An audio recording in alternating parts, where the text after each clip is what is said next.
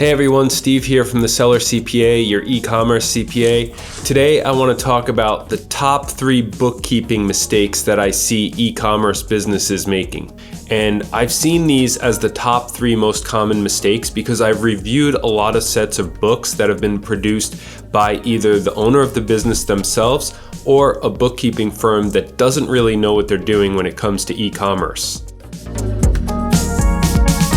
Mistake number 1 is incorrect revenue recognition. And that means that when you get a deposit into your Xero or QuickBooks account from one of your selling platforms, whether it be Amazon, Shopify, Walmart, or eBay, you're recording that deposit as sales.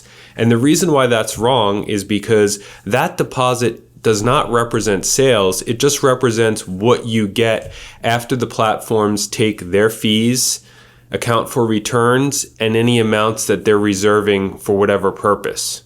So why is that a problem? You might think, well, the money that's going into my account is really what I get, so that's what matters to me. But the reason why it's important is because, number 1, when it becomes tax time, you're going to get your 1099-K from that selling platform.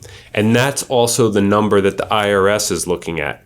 And if your number that you're using on the tax return is significantly lower because you're just reporting all deposits as sales, then you're going to be underreporting your revenue, and most likely that will trigger what's called a CP 2000 notice from the IRS, which is simply a computer comparing what they see on the 1099-K to what they see you reported on the tax return. Getting a notice from the IRS isn't the only reason why you'd want to report revenue correctly. You saying the IRS doesn't have 2 quarters to rub together?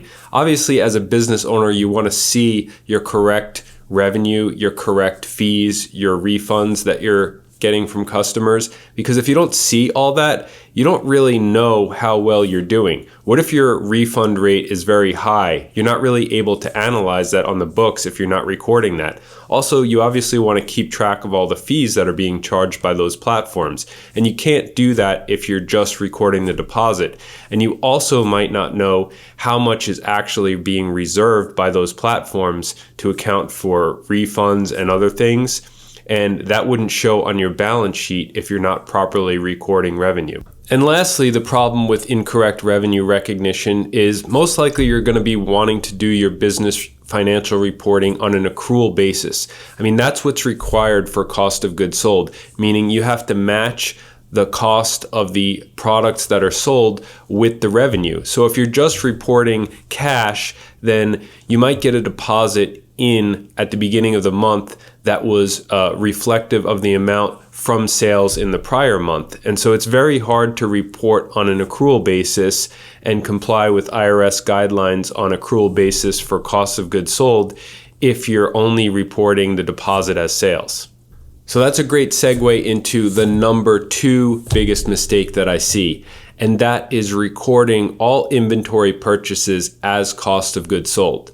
Now, the reason why you don't want to be doing that is because, number 1, the IRS requires that you report inventory on an accrual basis and cost of goods sold on an accrual basis if inventory is a material income producing factor for your business. And if you're in e-commerce, of course, it is the biggest material income producing factor. And so you need to do this on an accrual basis. Don't be confused by the Tax Cuts and Jobs Act of 2017, where it says you can treat inventory as incidental supplies or materials. That really only applies to businesses that are keeping an inventory of supplies, for example, and they're usually required to report the use of that supply inventory on an accrual basis month over month as it's used up. But don't be confused by that, because as an Amazon seller or a Shopify seller, you cannot just report all your inventory purchases as cost of goods sold. So beyond just the requirement by the IRS to make sure that you're doing this on an accrual basis, why else would you not want to report all your inventory purchases as cost of goods sold? So for me, the biggest thing is profitability. As a business owner, you want to make sure that you're bringing a gross profit each month that's sufficient to cover your operating expenses.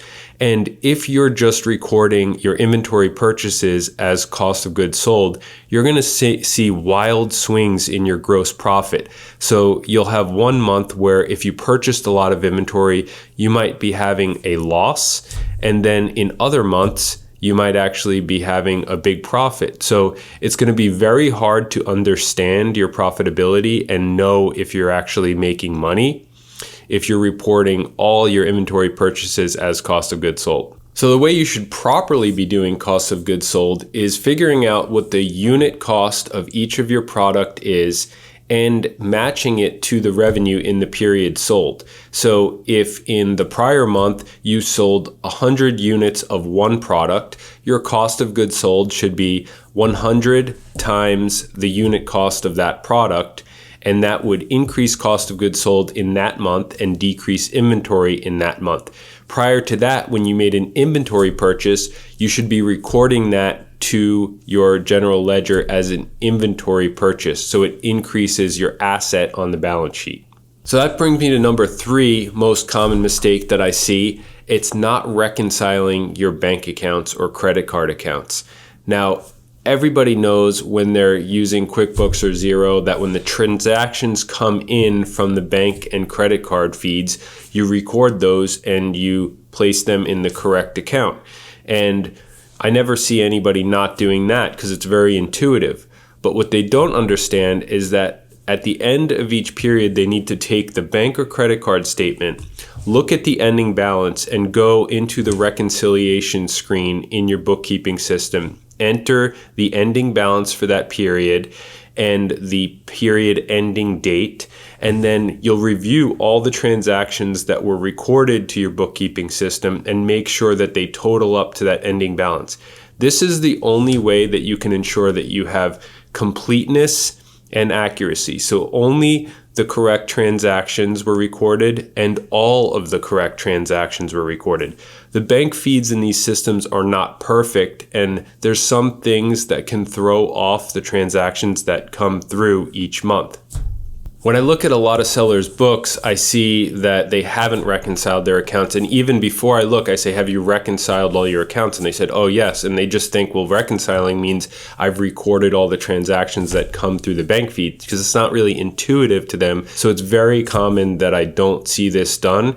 And when this doesn't get done for months or even years, it can definitely cause some problems, especially when you're using a third-party software like A2X that brings in journal entries, because it's possible that you can duplicate the journal entry. And if you're not reconciling the account, then you might have double recorded sales and you wouldn't have matched the journal entry to a transaction. So you might have extra transactions in the register that shouldn't be there. So if you're looking at your Xero or QuickBooks and you see that the balances look off, or you seem to have like a negative balance, a key thing that you might want to look at is checking if you've reconciled, because if you hadn't reconciled each month, that could be one of the main reasons.